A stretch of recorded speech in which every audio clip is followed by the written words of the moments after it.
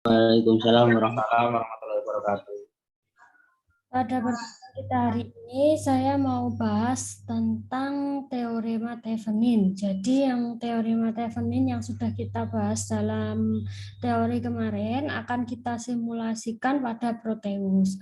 Untuk simulasinya ini seperti pertemuan-pertemuan sebelumnya, kalian merangkai resistor dan alat ukur serta sumber daya dari baterai untuk diketahui nilai arus ataupun tegangannya. Cuma di sini yang membedakan, yang belum pernah kalian ketahui adalah penggunaan sumber arus. Penggunaan sumber arus yang di sebelah kiri ini I2 ini, kalian bisa dapatkan di bagian peak device. Kalian ketik C source. Jadi maksudnya di sini adalah si source itu adalah current source. Di sini tertulis DC current source. Jadi dia adalah sumber arus DC. Nanti akan keluar seperti ini. Nah, ini adalah yang namanya si source. Untuk rangkaian Thevenin ini, ketika kalian nanti sudah merangkai, ketika di run akan keluar yang nilai arus terukur di ampere meter ini sama dengan yang ada di teori. Jadi kemarin pas waktu teori kita peroleh nilai arusnya adalah 2,37 ampere. Nah, di sini kita juga peroleh nilai yang sama yaitu 2,37 ampere. Dari sini berarti antara teori dan praktek itu sudah sesuai. Untuk rangkaian yang sebelahnya, sebelah kanan ini ada penambahan ground. Sebenarnya rangkaian ini sama. Karena di Proteus itu kondisi ideal, maka seperti tidak ada perbedaannya. Kalau kalian ingin menambahkan ground seperti ini, kalian bisa ambil di terminal, kalian pilih komponen yang ground ini. Oh, ini harus dimatikan dulu kalau kita mau nambahkan komponen. Seperti itu. Jadi itu adalah simulasi yang praktikum teorema Thevenin. Dari sini kalian sudah paham atau belum? Untuk proses merangkainya ini mudah, seperti kalian lakukan pada praktikum sebelum-sebelumnya. Dipastikan saja untuk alat ukur ini.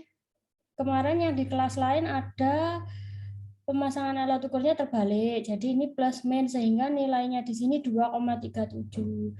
Rangkaiannya sudah benar, tapi kalau masang alat ukurnya terbalik, nilai yang terukur itu nanti menjadi penambahan negatif seperti itu. Dari sini untuk yang teorema Thevenin, adakah pertanyaan? Sudah paham atau belum? Jadi kalian nanti yang teori saya jelaskan kemarin, yang ada 4 langkah itu untuk mendapatkan perhitungan arus, nanti kalian bisa peroleh di sini hasilnya sesuai atau enggak. Jadi praktek ini untuk membuktikan penyelesaian secara teori kemarin. Ada pertanyaan? Sudah paham atau belum? Silahkan kalau mau bertanya. Desna, ada pertanyaan atau tidak? Masih bingung atau sudah paham, Desna? Iya, masih sedikit bingung ya. Kemarin itu yang cara ketiga ya, Bu, kalau nggak salah. Itu Ya. kemarin baterainya itu kemarin dijadikan di paralel gitu ya, Bu? Ya. Yang sumber. Kemarin yang di paralel itu yang misalkan itu kan hanya satu, kalau misalkan dua itu berarti semua di paralel gitu. Ya. Kalau resistor. Ya, jadi untuk langkah yang ketiga kemarin, untuk langkah yang ketiga itu mencari nilai R RTH atau hambatan Theveninnya atau hambatan ekivalen. Kalau mencari hambatan ekivalen itu berarti semua sumber dinonaktifkan. Coba saya share lagi materinya. Bentar ya. Nah, kalau semua sumber itu dinonaktifkan, itu ada dua kondisi. Ketika sumber tegangan dinonaktifkan, dia nilai hambatannya adalah 0. Kalau nilai hambatannya 0, berarti dia seperti nyambung kabel biasa. Seperti itu.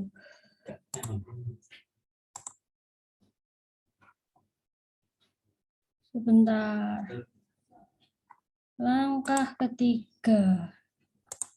Nih. Coba ya, kita cek lagi. Untuk langkah yang ketiga, ini mencari nilai RTH.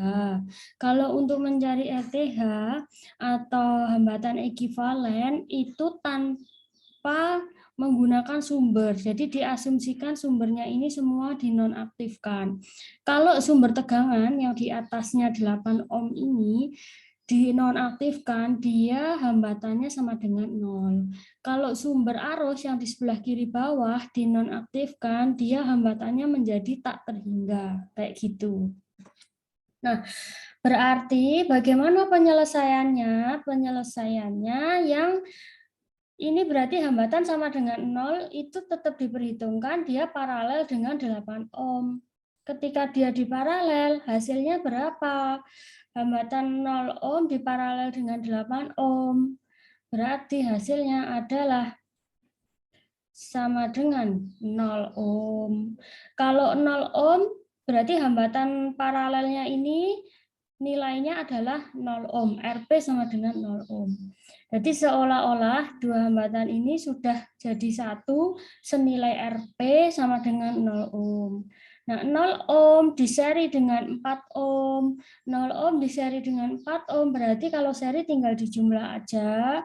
0 ditambah 4, nilainya adalah 4 ohm.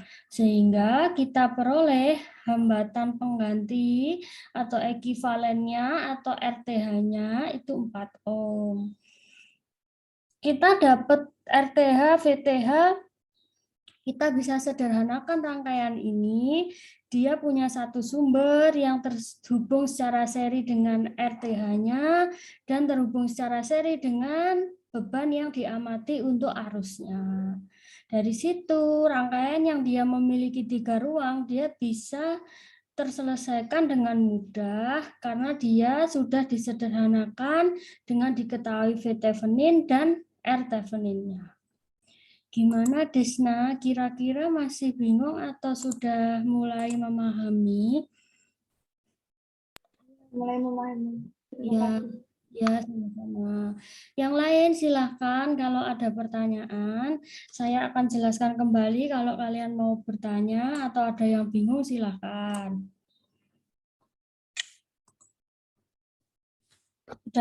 Sudah semua? Kalau sudah paham untuk yang Thevenin, saya akan flashback sebentar untuk yang teorema superposisi. Karena 2 kelas sebelumnya minta untuk dijelaskan kembali. Jadi, intinya teorema superposisi itu membahas dia satu rangkaian punya 3 sumber atau lebih atau bahkan 2 sumber itu juga bisa diselesaikan dengan teorema superposisi. Intinya suatu rangkaian listrik yang memiliki sumber lebih dari 1 itu nilai arus yang terukur saat masing-masing sumber dihidupkan itu sama dengan penjumlahan dari masing-masing ini dijumlahkan itu sama dengan arus totalnya. Jadi pas waktu yang superposisi itu, caramu menganalisis, kalian tidak perlu ngitung secara teori, kalau ini 9 volt, ini 1 kilo ohm. Nah, harusnya kalau pakai hukum ohm nilai arusnya enggak 1,63, Bu. Berarti itu sekitar 9 miliampere. Nah, itu tidak bisa seperti itu, karena rangkaian ini memiliki 3 ruang. Nah, ini pendekatannya berbeda, tidak bisa langsung I sama dengan V per R kayak gitu. Nah, tapi kalian tidak perlu menurunkan ke situ karena teorema superposisi ini hanya membuktikan penjumlahan masing-masing arus, jadi I1 ditambah I2 ditambah I3 itu kalau dijumlahkan totalnya harus sama dengan IL, I yang terakhir ini. Jadi 1,63 ditambah 0,46 ditambah 5,27 sama dengan 7,37 ini. Seperti itu. Jadi seperti penjumlahan. Misalkan ini A tambah B tambah C sama dengan D kayak gitu. Maksud dari teorema superposisi itu seperti ini. Ada pertanyaan lagi? Silakan kalau mau bertanya. Renata. Oh ya, silakan Desna. Gimana Desna? Itu berarti yang R-nya R10, 11, 12, 13 itu bebas ya, Bu? Bebas. Jadi Yang baterainya ya. Baterainya juga bebas.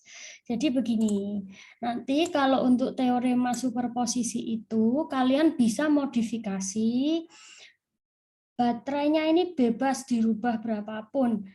Terus resistornya bebas dirubah berapapun. Cara ngeceknya rangkaianmu benar apa enggak?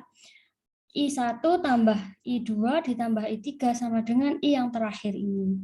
Jadi kalau misalkan punyamu itu nanti dirubah semua resistornya, baterainya ini, misalkan di nilai arus pertama ini 1,5, di sini 2,5, di sini 3.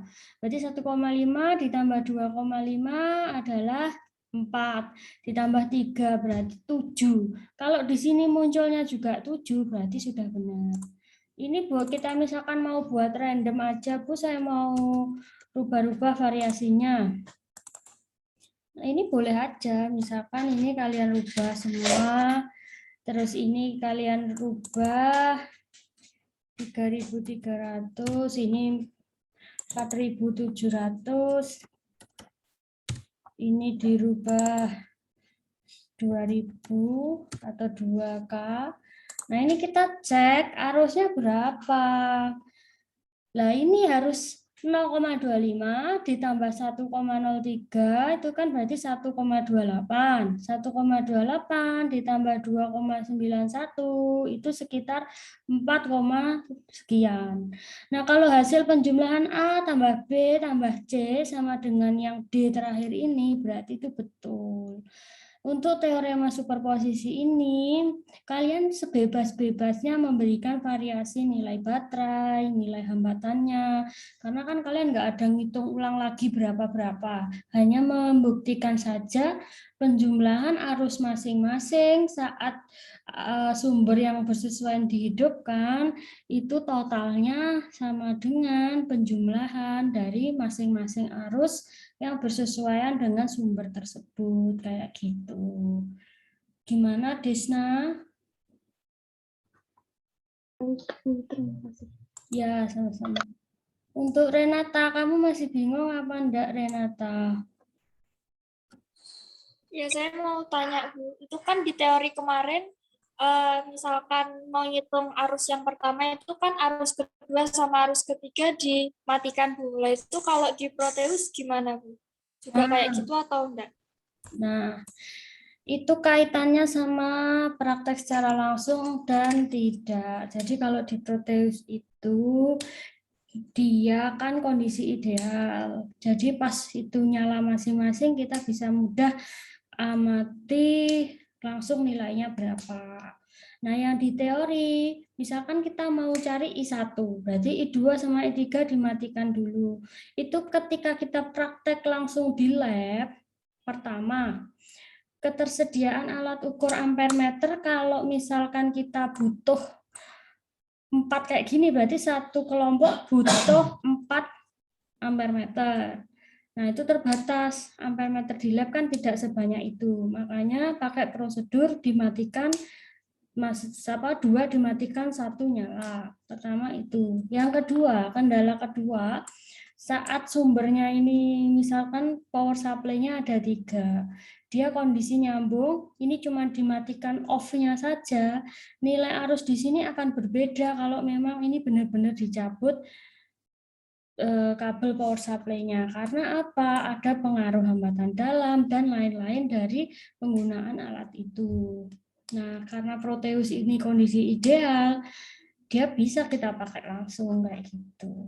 Gimana Renata? Jadi nanti kalau kita praktek di lab, kalau yang teorema superposisi ini masing-masing dimatikan. Misalkan kita mau cari I1. I1 berarti 2 dan 3, power supply 2 dan 3 itu dimatikan. Kita ngukur yang pertama.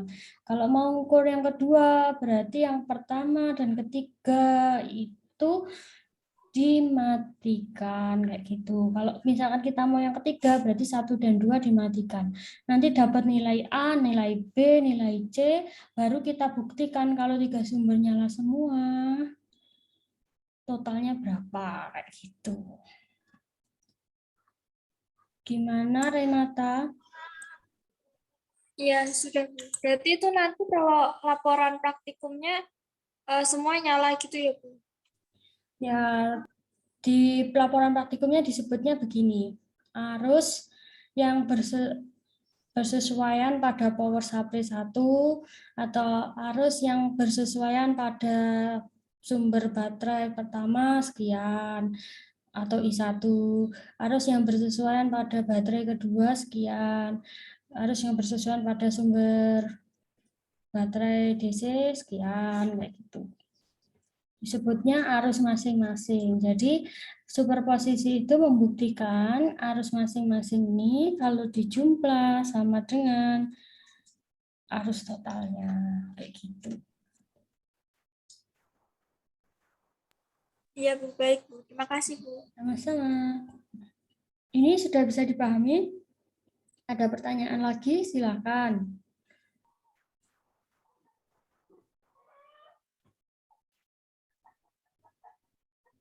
Cukup? Kalau memang sudah cukup, berarti perkuliahan kita hari ini selesai. Terima kasih atas kehadiran kalian. Walaupun tanggal merah masih tetap semangat.